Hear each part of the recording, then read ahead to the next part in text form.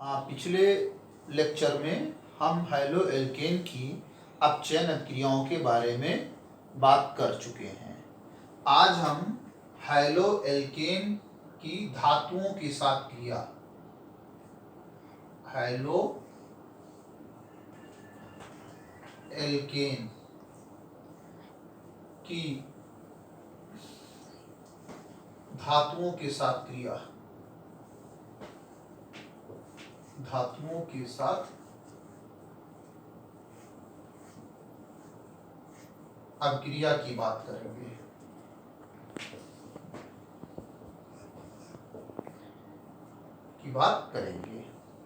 जैसे पहला मान लीजिए ले लेते हैं, मैग्नीशियम धातु से अभिक्रिया, Mg के साथ अभिक्रिया,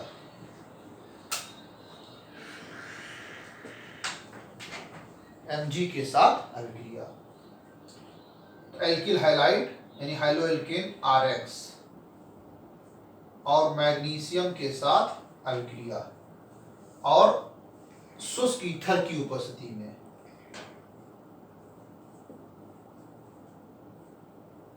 शुष्क ईथर की उपस्थिति में, तो यहां बन जाता है RMgX, RMgX। ये बहुत इंपॉर्टेंट रिएजेंट है, इसको कहते हैं ग्रिग्नार्ड अभिकर्मक।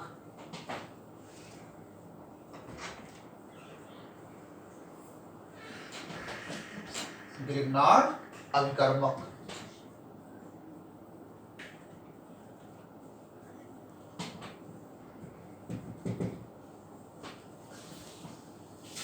ये बहुत इंपॉर्टेंट अभिकर्मक है।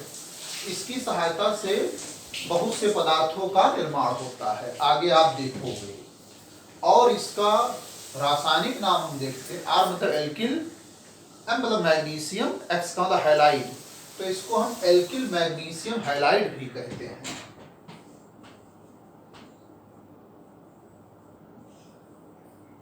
एल्किल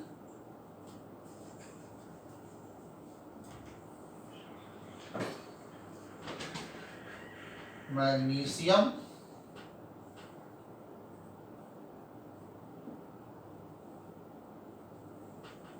हैलाइड, ग्रिग्नार्ड अभिकर्मक यानी एल्किल मैग्नीशियम हैलाइड। ये बहुत इंपॉर्टेंट कंपाउंड है, ये मैग्नीशियम धातु के साथ अभिक्रिया हो गई। अब ये जो ग्रिग्नार्ड अभिकर्मक RMgX है, इसकी पोलैरिटी बहुत उच्च होती है, यानी ध्रुवणता बहुत उच्च होती है। इसमें R पर माइनस होता है और पूरे Mgx पर प्लस होता है। कैसे, देखिए, आप लोग जानते होंगे कि Mg पर 2 प्लस होता है, मैग्नीशियम 2 प्लस होता है, और ये जो हाइड्रोजन है इस पर 1 माइनस होता है, हैलाइड है, जैसे फ्लोरीन, क्लोरीन, ब्रोमीन, आयोडीन, सब पर 1 माइनस, और मैग्नीशियम पे कितने प्लस होता है? 2 प्लस। अब जो पूरा का पूरा कंपाउंड है ये न्यूट्रल होता है, यानी इस पर आवेश कितना होता है? 0। तो 0 कैसे होगा?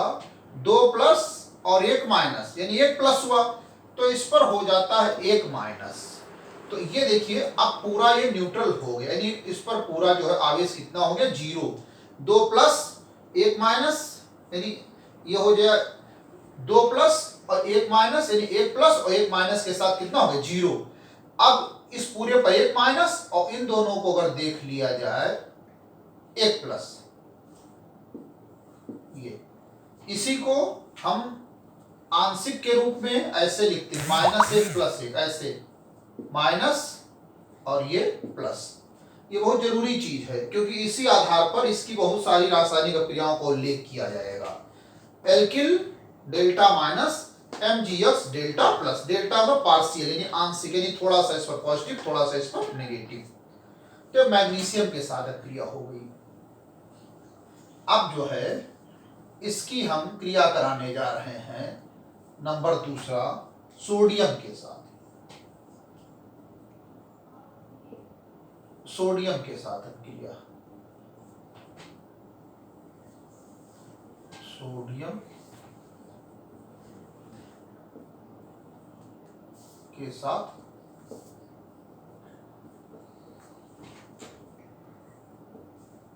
अभिक्रिया। अब सोडियम के साथ अभिक्रिया, इसी को हम वुड्स अभिक्रिया के नाम से जानते हैं। बहुत इंपॉर्टेंट अभिक्रिया है कंपटीशन के लिए भी और बोर्ड्स के लिए, चाहे यूपी बोर्ड हो, चाहे एसएससी बोर्ड हो, चाहे सीबीएसई बोर्ड हो। वुड्स अभिक्रिया, वुड्स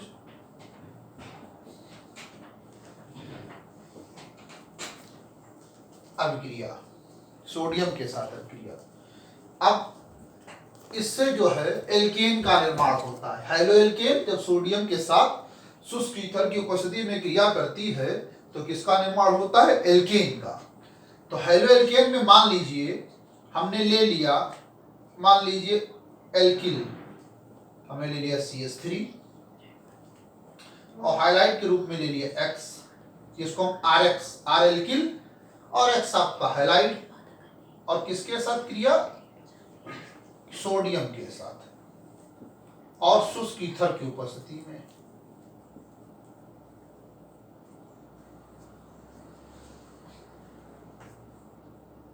शुष्क ईथर की उपस्थिति में X, मान लीजिए X हमने ले लिया क्लोरीन, क्या ले लिया? क्लोरीन। अब इसकी जब क्रिया होती है, halo alkane, alkyl highlight, alkyl में मेथिल, Cl में क्लोराइड, किसके साथ क्रिया? सोडियम धातु के साथ। तो यहां से ये तो बन गया सोडियम क्लोराइड NaCl। अब दिक्कत क्या हुई? कार्बन की वैलेंसी होती 4, अब बचा केवल 3, CH3 और इसके साथ single bond, single bond. Carbon की वैलेंसी होती 4, ये 3 और एक सिंगल, कितना? 4। अभी असंतृप्त है, ये वैलेंसी भी पूरी होनी चाहिए, तो इसके लिए क्या करते हैं, यहां पर 2 कर देते हैं। तो अब CH3 2 बार हुआ, तो यहां पर ये CH3 हो गया 2 बार। तो अब इसका नाम हो गया C2H6 एथेन।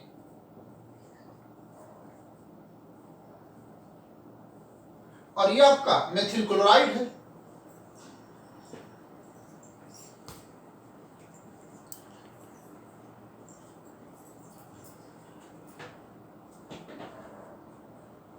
मेथिल क्लोराइड, तो इसे सोडियम के साथ क्रिया कराया, क्या बन गया? एथेन बन गया। अब इस अभिक्रिया का ड्रॉबैक, यानी इस अभिक्रिया की कमी क्या है?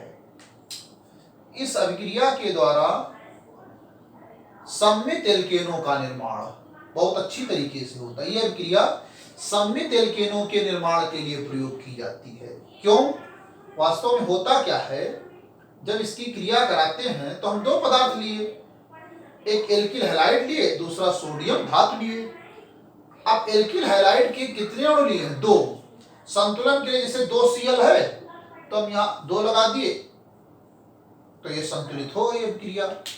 अब एल्किल हैलाइड के कितने अणु लिए हमने? 2।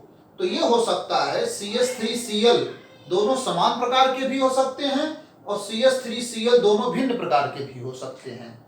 जैसे यहां पर होता क्या है, ये 2 CH3Cl एल्किल हैलाइड के 2 अणु, मान लो हम ये ले लें, एक मेथिल ले लें, एक एथिल ले लें, जैसे CH3Cl एक ले लिए, 2 मॉलिक्यूल है, ये हमने सोडियम धातु ले लिया और प्लस दूसरा मेथिल ना लेकर एथिल ले लिया, इसको कहते हैं C2H5Cl, और शुष्क ईथर की उपस्थिति में, शुष्क ईथर की उपस्थिति में।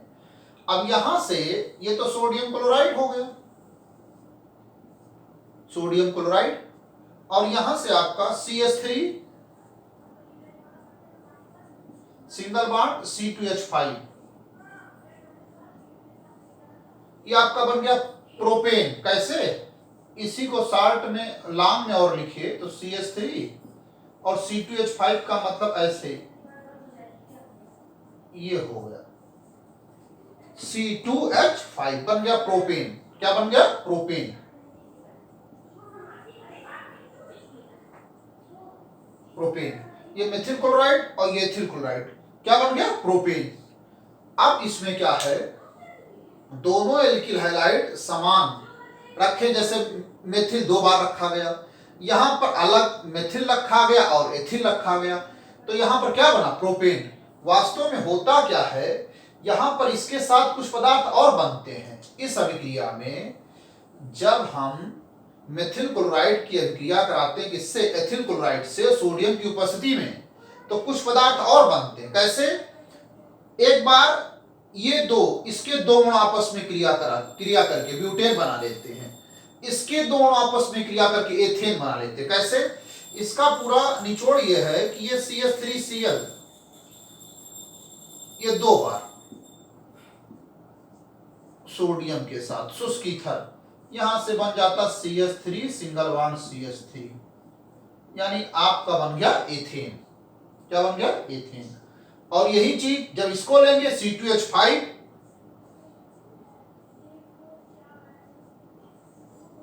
ये दो प्लस 2Na, तो C2H5 दो बार होगा, तो C2H5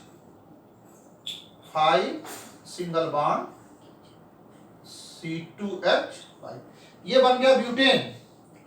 तो ब्यूटेन भी प्राप्त होता है और एथेन भी प्राप्त होता, प्रोपेन, तीन लोग प्राप्त होते हैं। कब, जब भिन्न प्रकार के एल्किल हैलाइड की क्रिया कराई जाती है, किसके साथ, सोडियम धातु।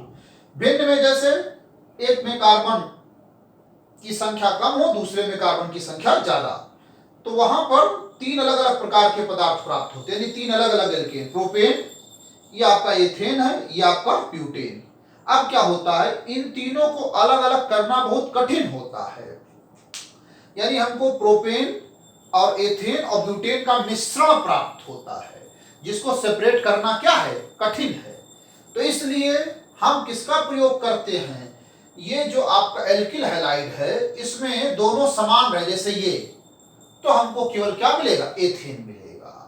यानी इस अभिक्रिया के द्वारा हम क्या करते हैं, सिमेट्रिकल एल्केन, सममित एल्केन बनाते हैं। सममित एल्केन का मतलब जिसको दो बराबर भागों में बांट सके। जैसे देखो, इसको करेंगे तो एक कार्बन इधर आएगा, एक कार्बन इधर आएगा, ये बन जाएगा।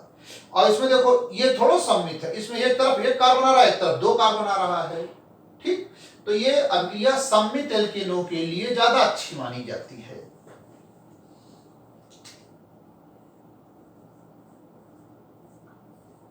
इस अभिक्रिया के द्वारा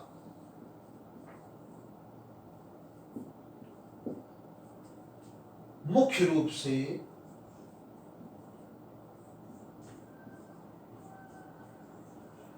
सममित एल्केनों का निर्माण किया जाता है।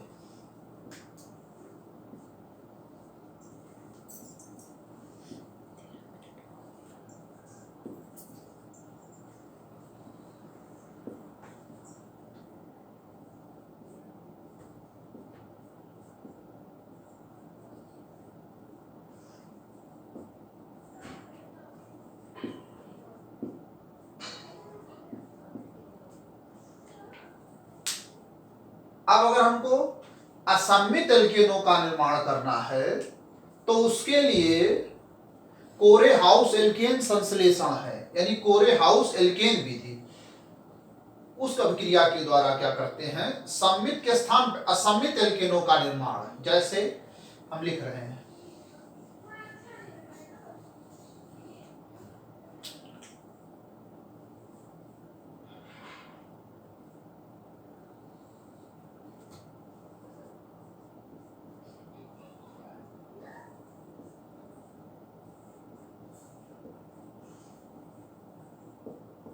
असममित एल्केनों के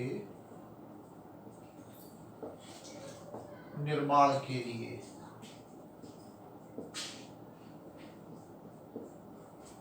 कोरे हाउस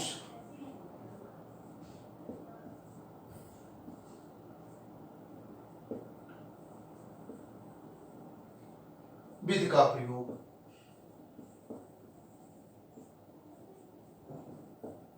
का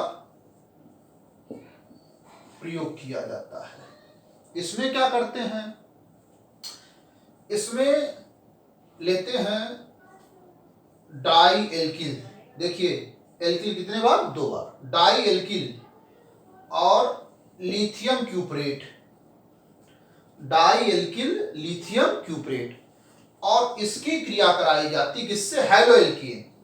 लेकिन इसमें शर्त क्या है, यहां पर जो हैलो एल्केन रहेगा उसमें जो एल्किल रहेगा वो इससे डिफर रहेगा दूसरा आर डैश, आर डैश। जैसे ये मेथिल ले ले तो ये एथिल ले ले, तो यहां से एक आर इस आर डैश के साथ बना लेता है, यही हो गया असममित एल्केन। और प्लस एल चला जाता है एक्स के साथ, और प्लस एक Cu चला जाता है किसके साथ, आर के साथ। ये आपका बन गया असममित एल्केन।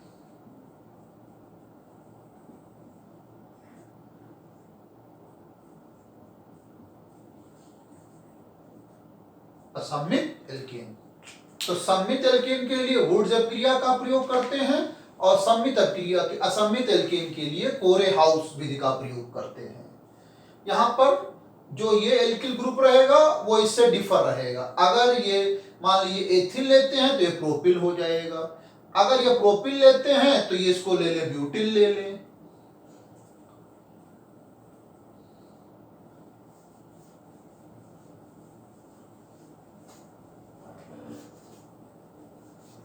अब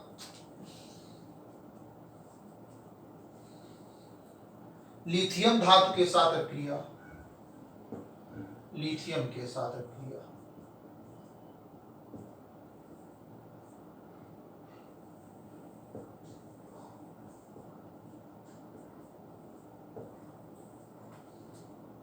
तो ये ले लिए एल्किल हाइलाइड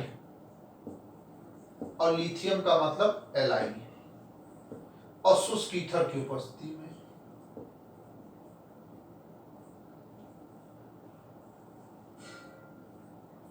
तो यहां से बन जाता alkyl lithium R L I,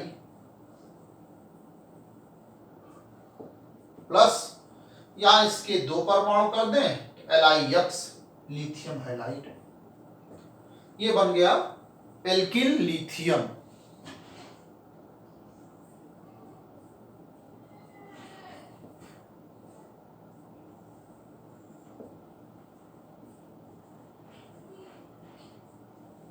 ये हो गई लिथियम धातु के साथ अक्रिया। नंबर 4, ये बहुत इंपॉर्टेंट अक्रिया है, ये मिश्र धातु के साथ है। लेड तथा सोडियम, लेड तथा सोडियम मिश्र धातु के साथ अक्रिया।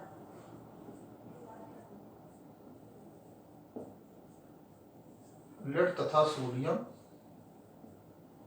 मिश्र धातु के साथ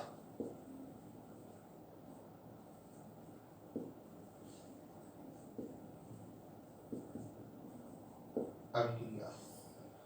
लेड और सोडियम दोनों मिश्र धातु के साथ अभिक्रिया है, तो इसमें बहुत महत्वपूर्ण पदार्थ बनता है जिसको हम कहते हैं टेट्राएथिल लेड, टेट्राएथिल लेड। तो इसमें हम एल्किल के रूप में एथिल को लेते हैं, जो आर है आर के स्थान पे C2H5 लिए, और एक्स के स्थान पे मान लीजिए हमने ले लिया Br, इसी को कहते हैं हैलो एल्केन या एल्किल हैलाइड। एल्किल में हमने एथिल लिया है और हैलाइड में हमने ब्रोमाइड, और किसके साथ क्रिया, लेड और सोडियम मिश्र धातु, तो ऐसे लिख दे Pb आब्लिक Na, ये हो गई लेड और सोडियम मिश्र धातु के साथ अक्रिया। अब यहां बहुत महत्वपूर्ण पदार्थ बनता है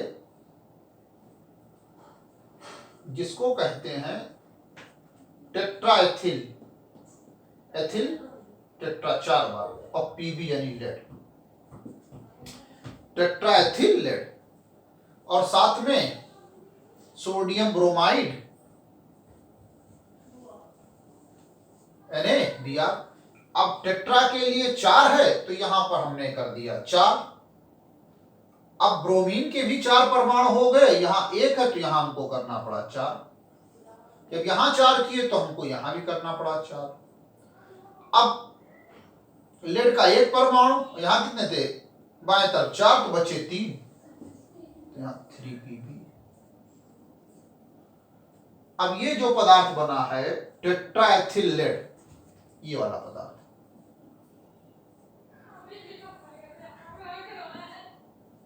टेट्राएथिल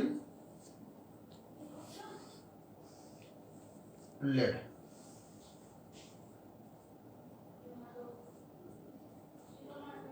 ये बहुत इंपॉर्टेंट पदार्थ है।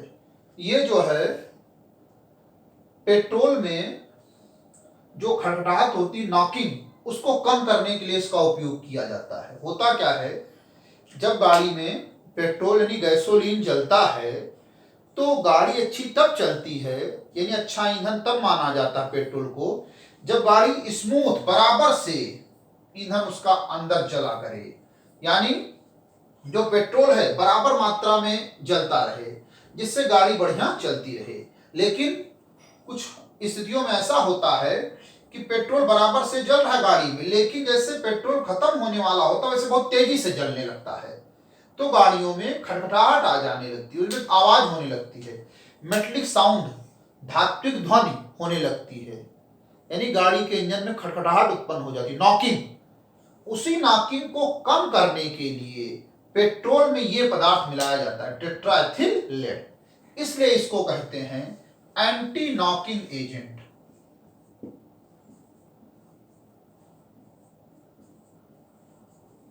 Anti knocking agent. ये गाड़ियों में एंटी नॉकिंग यानी नॉकिंग का क्या करता, विरोध करता है, और गाड़ियों में जो धात्विक ध्वनि उसको क्या करता, कम करता है। इसी को हिंदी में अपस्फोट रोधी, हिंदी में कहते हैं अपस्फोट रोधी पदार्थ। अच्छा, अब एक फायदा तो हुआ, गाड़ियों में खटखटाहट कम हो गई, लेकिन एक नुकसान होता है।